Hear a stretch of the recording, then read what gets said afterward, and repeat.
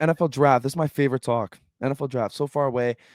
Who do you want the Niners to draft? What position do you want the Niners? I have three players that I want. I have one that's realistic, one that's unrealistic, and then one that's realistic. I want to hear yours. You go first again because you're excited.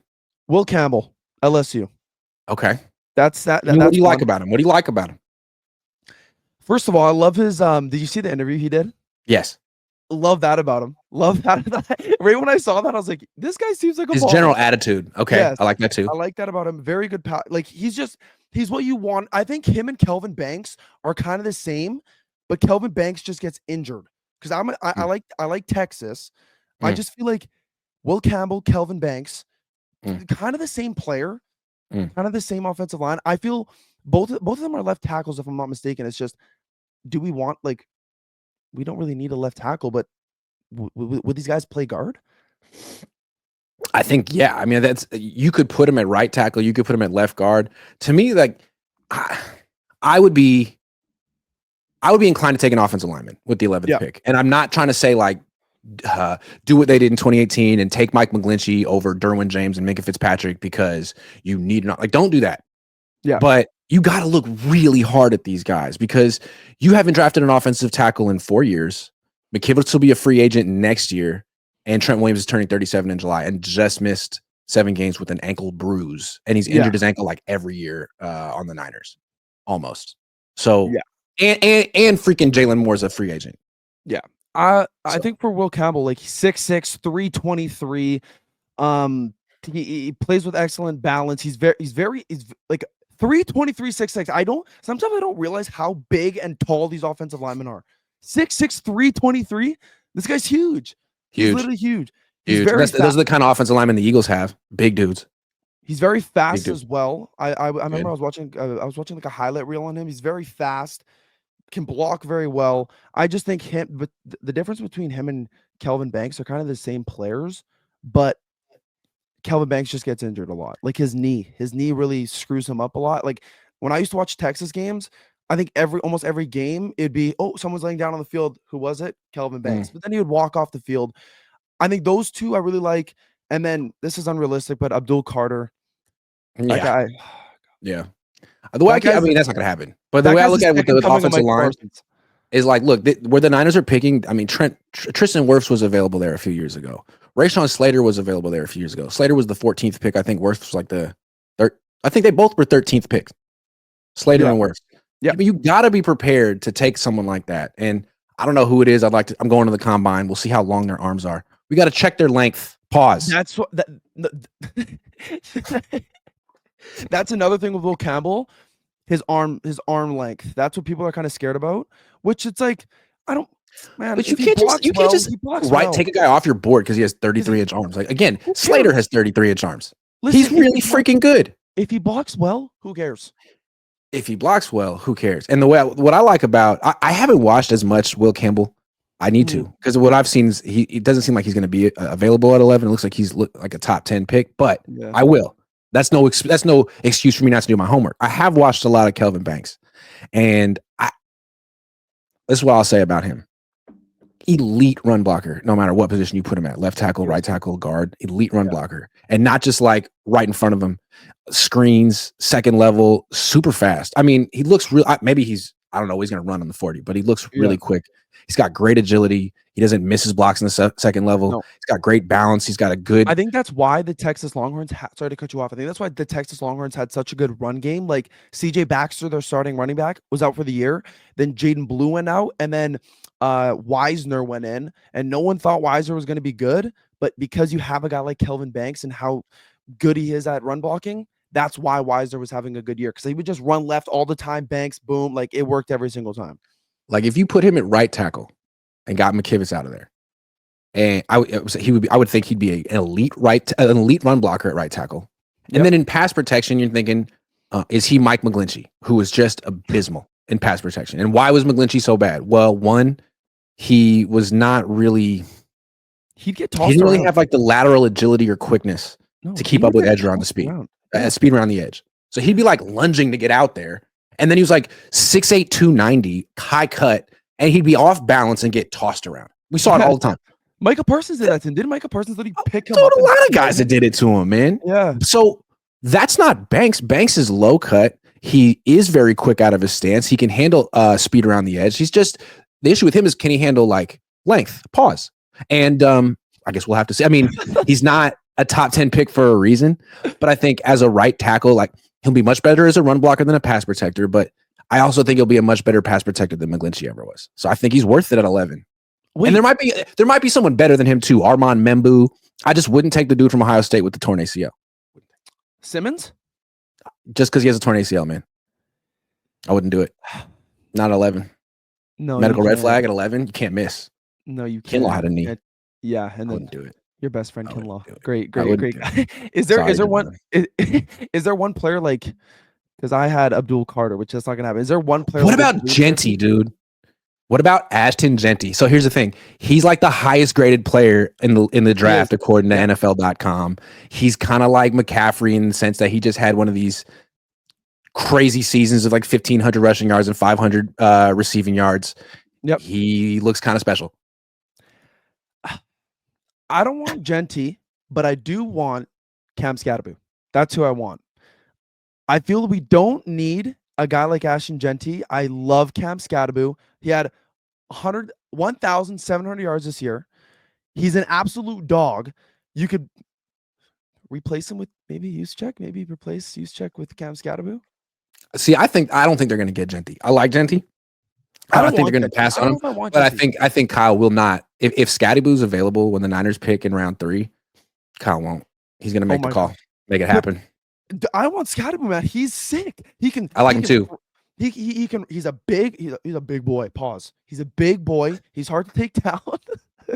he can throw the ball. He can. Okay. Did you see that one? Did you see that one? See, that's why I like him too. Is if he's going to replace Juszczyk, there's so much more he can do. Yes, he would actually do more than Juszczyk. And I got hate. I posted a clip on Instagram, Grant, and it got so much hate. Because I was like, Juszczyk. I was like, yeah, I don't think the Niners should resign. I think the Niners should let Juszczyk go. And everyone's like, oh, but it's Juice. He does so much for this team. And I'm like, let's count what Juszczyk does for the team. All right. So he goes in motion. He blocks. And he catches the occasional pass. He's not a rushing threat. No. They sometimes give him the ball on short yardage, and he's not good. He runs upright. He fumbled this year. So he's really like a two-pronged attack, blocking and the occasional catch, maybe one a game. Then you got Scatterby. He's a better receiver than Juszczyk. Way better. He's an actual rushing threat, unlike Juszczyk. Not even comparable. And he's not as good of a blocker as Juszczyk yet, but give him a year or two. Give him time. And he can throw the ball. You can do trick plays with him. And he can throw. Like, remember when they signed Juszczyk, they called him an offensive weapon? No. Scatterby's an offensive weapon. Yes. And I think it's time to, man, we got to, I listen, and I know that Niners fans, they love Juszczyk, but the guy, he doesn't do anything. He just blocks. We're paying a guy to block, and I understand that. Yeah, but like, we never run with Juszczyk. And this year, in that Bills game, we never ran with Juszczyk. We go all the way down to like the 1 yard line or whatever it was. We run with Juszczyk, and what does he do? Fumbles the ball. And he's almost 34. That's like, come on. It's time. Like, Tom Rathman wasn't on the Niners when he was 34. Like, enough. But do you think Cam Scatterby can punt as well as Juszczyk? Do you see Juszczyk in the Pro Bowl? Maybe Juszczyk would actually be worth his contract if they let him have some special teams. Imagine Juszczyk replaces Wisnowski. Where the hell was Juszczyk when Jake Moody was missing field goals, man? Step up. Put him in there. Come on. Hey, why did the Niners have to go sign Pat O'Connell when you were just hiding this incredible talent the whole time? Exactly. Is it what? So do you want the Niners to draft? It's the last question. Do you want the Niners to draft an O-line or edge or D-line? Like what? You're John Lynch right now. Grant Cohn. Actually, you know what? No. Grant Cohn signs GM for the 49ers. You get to pick 11. Who are you picking? Like, okay. That's a good question. So here's how I would approach it.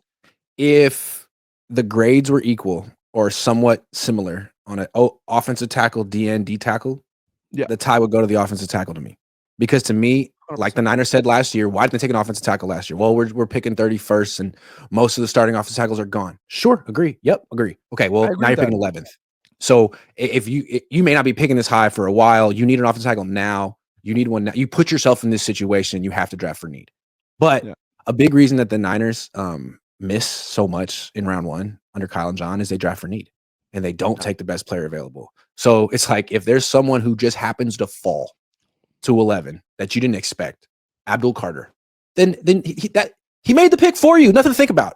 He's not falling there, prepared though. for a situation like that where there's someone that is just clearly head and shoulders better than everyone else that you have as like a future Hall of Famer or perennial Pro Bowler who isn't necessarily at a position of need. Then you either have to take him or you trade down and get a haul. That's what they got to do. I don't know who that player could be. There's one guy from Ole Miss, D tackle. Walter Nolan. That's a guy. It's a guy. He looks like a dog. It's a guy. It's a guy. Fat. Like there was videos of him like block. Like he looks like a dog. I would like him. He looks so good. I'm almost don't expect him to be there at 11. I mean, his stock seems to be skyrocketing. Like just destroyed the Senior Bowl. Yeah. If he goes and runs like a 4.9 at the combine, it's over. He's going top 10. Yeah. Top 5. Yeah. Yeah. But yeah, I don't know about Ashton Jeanty. I don't want Ashton Jeanty. Lance Zierlein of NFL.com, their lead analyst. I mean, not that he's infallible. His NFL comp form. LaDainian Tomlinson. Do you even know? Did you watch LaDainian? Are you too young to experience prime LT? You don't even know LaDainian Tomlinson. When did he play? When did he play? Oh my God. How old are you? 19.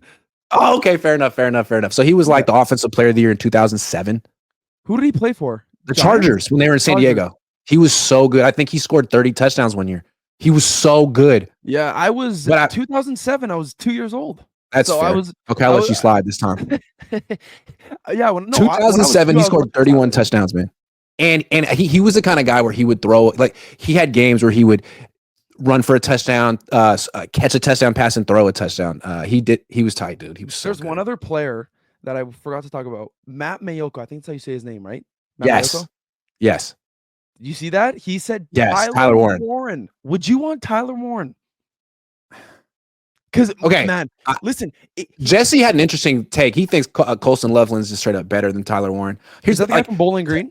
No, he's from Michigan. Michigan. He's the guy with the tattoos. Yeah, I know that. Yep. So here's the thing, though. Like to me, if you can get an elite tight end, if you think you can find an elite tight end, you almost want. I mean, those are almost harder to find than elite quarterbacks, and they're highly correlated with dynasties. I mean, Gronkowski, Kelsey. They last like 15 years. Well, and when's the last time we had an actual good tight end except for Kittle? Like we drafted what was it? Cameron Ladu. You remember that? You know who that is? He was so bad. He stunk. We drafted. Hey man, if the best player available is a tight end, do it, dude. Do it. You don't want to pass on some generational tight end because you needed a D tackle. You know what I mean? You can't. But I don't know if Tyler Warren's like George Kittle. He might not be. No. I think for the Niners, if it's at the 11th pick and we can draft Will Campbell or Kelvin Banks, you do it. If those two guys are gone, you draft best available player. What's intriguing to me, Daniel Jeremiah, another guy who he's not infallible, but he's one of the lead draft guys at NFL.com. He came out with his top 50 like a week ago. Mm-hmm. And number one dude, Ashton Jeanty, Tyler Warren's like 5. And I think Colson Loveland's like 7.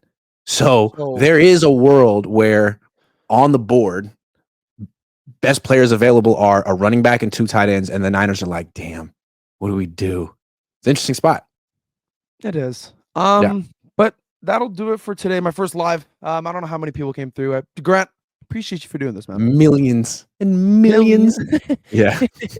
Appreciate you, man. Appreciate you too. Yeah. If you guys go, I don't know why I'm even plugging your channel. If everyone came through this live, they know who you are. They know who you are, Grant. They know who you are. Well, I appreciate it, man. Make sure you if you guys don't know who this is, if you guys found Maj through me, make sure you subscribe to Maj's channel right now. You guys, who is this? I don't even know who this guy is. Random guy. Grant Cohn. I don't even know who you're right. Is. But no, make sure you guys go subscribe to Grant. He's the GOAT. Greatest 49ers content creator. I'll give Thank you. You are. I'll take it. You are. But yeah, make sure you guys drop a like, comment, subscribe. I'm out, man.